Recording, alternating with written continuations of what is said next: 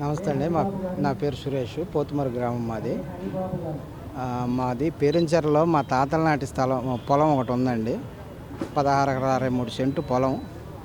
దాన్ని నలుగురు అన్నదమ్ములు భాగాలుగా దాన్ని విభజించుకున్నామండి. రిజిస్టర్ చేశారు. మా తాతల్లో ఒక చిన్న తాత కొడుకు అనేవాడు మమ్మల్ని మోసం చేసి ఆ పొలాన్ని ఇతర వాళ్ళకి దొంగ డాక్యుమెంట్లు పుట్టించి ఏదో చేసాడండి. మాకు కాకుండా చేసాడు. దాని మీద మేము చానాల నుంచి పోరాడుతున్నాము. మాకు న్యాయం జరగట్లేదు. మేము లోగడ దాంట్లో చేలో పాకలు వేసుకుని చేలో కూడా నివసించాము. అప్పుడు దాసర్ రాము అని ఆయన, కోదండ రామయ్య అని ఆయన, వీళ్ళందరూ వచ్చి మమ్మల్ని బెదిరించారు. మేడుకొండూరు సిఐ గారు మమ్మల్ని పిలిపించి మీకేం సంబంధం ఎక్కడ అది ఇది అని అన్నాడు.